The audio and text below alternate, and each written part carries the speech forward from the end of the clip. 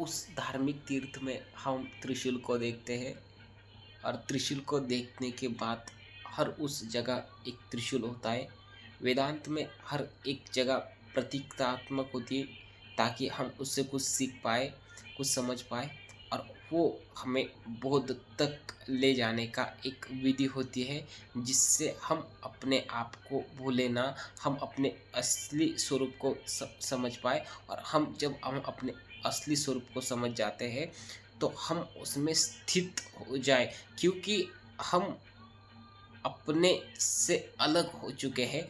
हम अपने को जैसे भूल चुके हैं, हम जैसे खुद को कुछ और ही मान चुके हैं, बल्कि हम कुछ और है, जैसे हमें अपना कुछ ज्ञान ही नहीं है। जो सीधी सादी बात थी उस तक ले जाने का पूरी जो विधि है वो है अध्यात्म। इसलिए शिव का शिवलिंग आपको रास्ते में अलग बातें बताए, अंततः आपका स्वरूप ही आपको याद दिलाता है।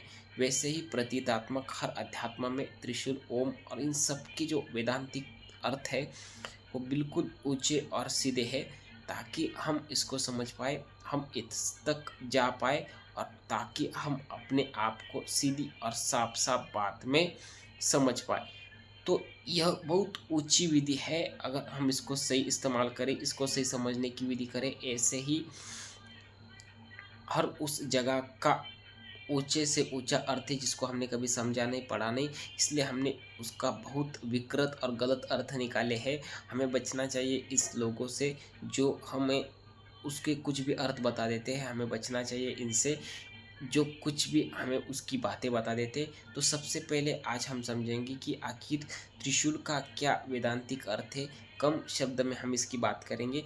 त्रिशूल अध्यात्म में कोई में यूज़ मतलब हर बार जब भी दिखाया गया है कहानी में, तो वो जो है वो एक राक्षस को मारने का प्रतीक दिया गया है कि जिससे हम राक्षस को मार सके। और अध्यात्म में ये बहुत सूक्ष्म बात है कि आपका जो राक्षस है वो कोई और नहीं है, आपके ही भीतर की वो बात है जो कहती है कि मैं तुम्हें ऊंचा नहीं उठने दूंगी। वो हमें हमारा जैसे विरोध करती है, जैसे हमें बांध कर रखती है, और जैसे या कहो कि वो हमारा अहंकार ही वही राक्षस है। अध्यात्म आपको जब भी दो बातें बताए तो वो एक प्रतीक होता है, उसको कहीं समझ से समझना होता है, सही से उसको पकड़ना होता है। तो जो त्रिशूल जो बात हमें बता रहा है उसको समझने के लिए त्रिशूल की विधि हमें समझनी होगी, तभी हम अहंकार को मिटा पाएंगे कहो, या अहंकार को समर्पित कर पाएंगे कहो, या उसको सही से और जीवन में गहरे तल से समझ पाए। तो दो बातें यहाँ पे दिखाई देती है। त्रिशूल का आकार हमें इस तरीके से क्यों दिया गया है, ताकि या उस आकार का क्या वेदांतिक अर्थ है, क्या आकार में ही हमें वो बात भी बताई दी है जो बात हमें समझनी चाहिए, जिसको हमने नहीं समझा है, अध्यात्म के नाम पर बस उसके मानते चले आए हैं। तो जो वो बात होती है वो बहुत प्रतीकात्मक बात होती है, क्योंकि वो जो बातें हैं वो बहुत ऊंचे से ऊंची बातें इसलिए ताकि वो हमें अपने चित्त के बारे में, मन के बारे में, मन की तमाम चीज़ों के बारे में बताता है। वो केंद्र पर वार करता है, जैसे मूल पर ही वो जड़ पर ही दवाई डाल देता है तो ऊपर का जो है बार बार सब बदल जाता है। तो ये जड़ है अध्यात्म।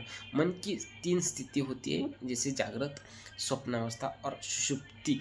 अब ये जो तीन है, जो त्रिशूल के तीन सर है कहो, या तीन बाजू भुजाएं है, वो पहली तो आप उसको जागृत अवस्था मानिए, जो मध्य की है उसे आप सुषुप्ति मानिए, और एक आखिरी है उसको आप स्वप्न मानिए। जागृत और स्वप्न दो चीज़ें हैं, पर जब दोनों नहीं है तो तीसरी बन जाती है, माने स्वप्न अवस्था बन जाती है। तो उसके जो आगे की जो दांडी है जिस पर ये तीन का आधार स्तंभ खड़ा है, अब कहना जाए तो सुषुप्ति जब तक तीन में है तब तक एक अशुद्ध अवस्थाएं है, पर जब सुषुप्ति ऊंची बन जाती है या तीन से आगे की जो बात है उसे कहा गया जाता है तुरीय। अब तुरीय ऐसी है, तुरीय कहने में तो हम उसको कहेंगे ज्योति, पर वो वास्तव में कोई ज्योति नहीं है, वो तीन से आगे की है इसलिए हम उसको ज्योति कहेंगे, पर वास्तव में वो तीन को ही तीन ही रहने देगा, जो तीन के मध्य में है। बिल्कुल हम तीन में जैसे है, पर होकर भी हम उसमें है, क्योंकि ये तीनों एक जुड़ाव की अवस्था है। ये तीनों एक ऐसी अवस्था है जो आश्रित है एक दूसरे पर कहो, या ये जो तीनों पदार्थ है वो पदार्थ से आगे की जो अवस्था है उसे कहा गया है तुरीय अवस्था। तुरीय ही साक्षी है, तुरीय ही आत्मा है।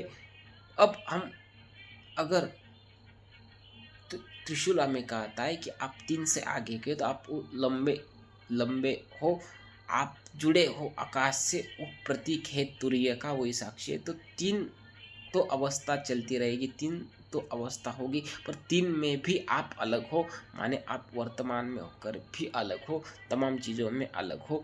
ये फिर एक ऊंचा समाधान बन जाता है। इसको और गहराई से अगली वीडियो में समझेंगे। वो कैसी लगी वीडियो बताइएगा। मिलते हैं किसी अगली वीडियो में।